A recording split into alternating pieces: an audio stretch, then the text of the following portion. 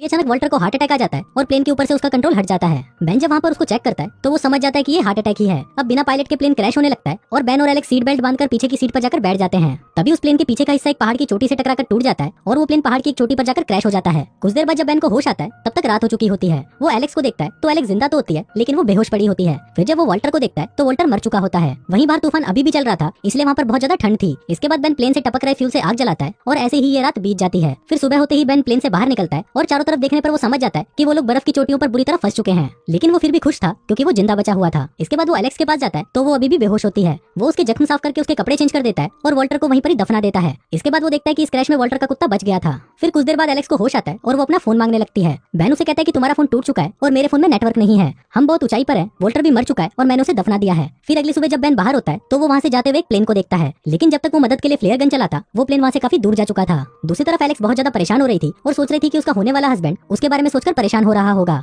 क्योंकि किसी को भी नहीं पता था कि वो दोनों प्राइवेट प्लेन से आ रहे हैं। अब ऐसे ही 3 दिन बीत जाते हैं और अब उनके पास ज्यादा खाना भी नहीं बचा था। इसलिए एलेक्स कहती है कि हमें यहाँ से चलना चाहिए। बेन कहता है कि हमें यहीं रुकना चाहिए क्योंकि तुम्हारे जख्म की वजह से तुम ज्यादा चल नहीं पाओगी। इसके बाद बेन एक पहाड़ी पर जाकर चेक करने लगता है कि आसपास कोई बस्ती तो नहीं है, लेकिन उसे दूर दूर तक वहाँ पर कुछ नहीं मिलता। दूसरी तरफ एलेक्स बेन का सामान चेक करने लगती है और उसे वहाँ पर एक लड़की की फोटो और एक ऑडियो रिकॉर्डिंग मिलती है। वहीं वापस आते वक्त बेन पहाड़ी से फिसल जाता है और नीचे गिरते गिरते बचता है। कुछ देर बाद एलेक्स के पास एक तेंदुआ आता है और वो उस कुत्ते को जख्मी कर देता है। इसके बाद वो एलेक्स के ऊपर भी अटैक करने लगता है लेकिन तभी वो उसके ऊपर एक फ्लेयर गन से शूट कर देती है और वो वहाँ से भाग जाता है। कुछ देर बाद बेन वापस आता है और उस कुत्ते को पट्टी बांधता है। फिर जब वो वहाँ से बाहर निकलता है तो वो देखता है कि वहाँ पर वो तेंदुआ मरा पड़ा था। अब इन लोगों के खाने का इंतजाम तो हो गया था लेकिन उन लोगों को यहाँ से जल्दी बाहर निकलना था। तभी एलेक्स कहती है कि हमें नीचे जाना चाहिए, हो सकता है कि हमें वहाँ पर कोई सिग्नल मिल जाए। लेकिन बेन कहता है कि हमें यहीं रुकना चाहिए क्योंकि हमारे क्रैश प्लेन को देखकर कोई भी हमें ढूंढ लेगा। अब इस बात को लेकर उन दोनों में बहस हो जाती है। बेन यहाँ पर रुकना चाहता था लेकिन एलेक्स यहाँ पर नहीं रुकना चाहती थी। फिर सुबह होते ही एलेक्स अपना सामान लेकर वहाँ से चली जाती है। कुछ देर बाद जब बेन उठता है तो उसे एलेक्स वहाँ पर कहीं भी नजर नहीं आती। वहीं प्लेन में बेन को एक लेटर मिलता है जिसमें एलेक्स ने लिखा था कि अगर मैं नीचे पहुंच पाई तो मैं तुम्हारे लिए मदद भेज दूंगी और कुत्ता मेरे साथ ही है। अब ये देखकर बेन भी अपना सामान लेकर एलेक्स के पीछे चला जाता है क्योंकि उसे पता था कि एलेक्स जख्मी है और वो नीचे तक नहीं पहुंच पाएगी। कुछ देर बाद उसे एलेक्स मिल जाती है और वो उसे कहता है कि मैं बहुत खुश हूँ कि तुम मुझे मिल गई, नहीं तो मैं खुद को कभी भी माफ नहीं कर पाता। अब वो लोग धीरे धीरे आगे बढ़ने लगते हैं। वो जख्मी थे और थके हुए भी, लेकिन फिर भी वो लोग आगे बढ़ते जा रहे थे। कुछ देर बाद रात होने वाली थी इसलिए वो लोग एक गुफा में चले जाते हैं और वहीं पर अपनी रात गुजारते हैं। फिर अगली सुबह जब एलेक्स अपने कैमरे से फोटोज क्लिक कर रही होती है तो उसे पहाड़ी के पीछे कुछ चमकता हुआ दिखाई देता है। फिर वो इस बारे में बेन को बताती है तो बेन कहता है कि हम वहीं पर ही जाएंगे। अब वो लोग धीरे धीरे वहाँ पर जाने लगते हैं लेकिन रास्ते में एक नदी आ जाती है जिसको पार करना नामुमकिन था। अब वो लोग वहाँ से आगे भी नहीं जा सकते थे और वापस मुड़कर पीछे भी नहीं जा सकते थे, इसलिए वो दोनों रात एक गुफा में गुजारते हैं और सुबह होते ही एक नया रास्ता ढूंढने लगते हैं। उन दोनों को ही पता था कि वो लोग मरने वाले हैं। फिर बेन एलेक्स को बोलता है कि मेरी एक फोटो लो क्योंकि मुझे नहीं लगता कि मैं जिंदा बचूंगा। इस पर एलेक्स उसे बताती है कि उसने एक लड़की की फोटो ली थी जो मरने वाली थी और फोटो लेने के अगले पल ही वो मर गई, इसलिए वो बेन की फोटो नहीं ले सकती। अब वो लोग लगातार 3 दिन से चल रहे थे इसलिए चलते चलते वो लोग आराम करने के लिए एक जगह पर बैठ जाते हैं। तभी वो नोटिस करते हैं कि उनका कुत्ता गायब है, इसलिए एलेक्स बेन को उस कुत्ते को लाने के लिए भेज देती है। अब वो दोनों शायद एक दूसरे को पसंद करने लगे थे लेकिन वो बोल नहीं पा रहे थे। फिर जब बेन उस कुत्ते को ढूंढ रहा होता है तो उसे वहाँ पर एक घर दिखाई देता है। वो भागकर उस घर के अंदर जाता है और देखता है कि वो घर खाली था। दूसरी तरफ एलेक्स देखती है कि वो एक जमी हुई झील पर बैठी थी जिसकी सतह टूट रही थी। वहीं बेन भी ये सब देख रहा था और जब तक वो एलेक्स के पास पहुंचता एलेक्स उस बर्फीली झील में गिर जाती है। बेन जल्दी से उसे बाहर निकालता है और उसे उस खाली घर में ले जाता है। एलेक्स जिंदा तो थी लेकिन उसके शरीर में पानी की कमी होने की वजह से वो बेहोश हो गई थी। तभी बेन को वहाँ पर एक सुई मिलती है जिसकी मदद से वो एलेक्स के शरीर में पानी पहुंचाता है। फिर कुछ टाइम बाद एलेक्स को होश आ जाता है जिसको देखकर बेन बहुत खुश होता है और उसे गले लगा लेता है। अब उन दोनों को ही ये एहसास हो चुका था कि वो दोनों एक दूसरे से प्यार करने लगे हैं क्योंकि बेन ने जो एलेक्स के लिए किया वो शायद ही कोई और कर पाता। वो चाहता तो उसे छोड़कर भी जा सकता था लेकिन उसने उसकी मदद की और उसकी जान बचाई।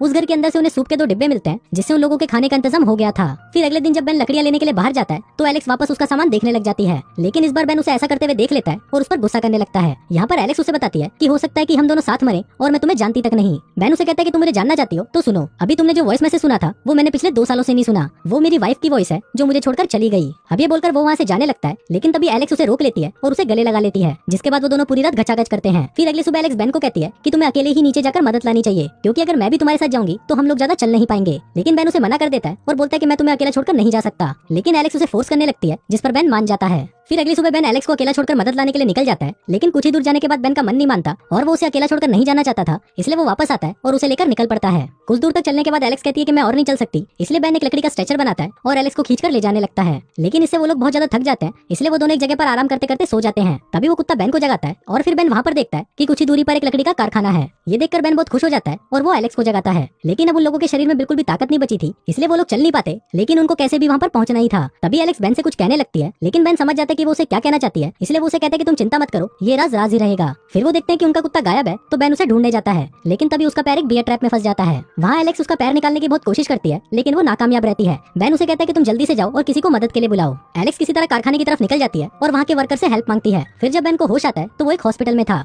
वो उठकर एलेक्स के पास जाता है और वो उसे कहती है कि आज अगर मैं जिंदा हूँ तो सिर्फ तुम्हारी वजह से। अब वो दोनों बातें कर ही रहे होते हैं, तभी वहाँ पर एलेक्स का होने वाला हस्बैंड मार्क आता है और वो बेन को एलेक्स को बचाने के लिए थैंक यू बोलता है। अब वो दोनों ही समझ चुके थे कि अब उनके अलग होने का वक्त आ चुका है। अब कुछ दिन बीत जाते हैं और बेन वापस अपनी जॉब में बिजी हो जाता है और वहीं एलेक्स भी मार्क के साथ रहने लग जाती है। लेकिन अभी भी वो दोनों एक दूसरे को मिस कर रहे थे और चाहकर भी एक दूसरे को भुला नहीं पा रहे थे। एलेक्स बेन को कॉल भी करती है, लेकिन वो फोन नहीं उठाता। फिर एक दिन एलेक्स कुछ फोटोज बेन को भेजती है जो उसने तब खींची थी जब वो दोनों साथ में थे। अब बेन को भी ये फोटोज देखकर एलेक्स की याद आने लगती है और वो उसे फोन करके मिलने के लिए बुलाता है। फिर वो दोनों एक कैफे में मिलते हैं, जहाँ पर एलेक्स को पता चलता है कि बेन अब ऑपरेशन नहीं कर सकता क्योंकि ठंड की वजह से उसकी उंगलियां अच्छे से काम नहीं करती। और वहीं एलिस बताती है कि उसने भी अभी तक शादी नहीं की। वो कहती है कि मार्क एक बहुत अच्छा आदमी है, लेकिन मैं उससे शादी नहीं कर पाई। वो कहती है कि उस पहाड़ पर ही मुझे तुमसे प्यार हो गया था और मैंने खुद को बहुत रोका, पर मैं नहीं रोक पाई। इसके बाद वो दोनों एक दूसरे को गले लगाकर वहाँ से जाने लगते हैं, पर कुछ ही दूर जाने के बाद उन्हें एहसास होता है कि वो दोनों एक दूसरे के बिना नहीं रह पाएंगे। इसलिए वो दोनों दौड़कर एक दूसरे के पास आते हैं और गले लग जाते हैं। और इसी के साथ ही ये फिल्म यहीं खत्म हो जाती है।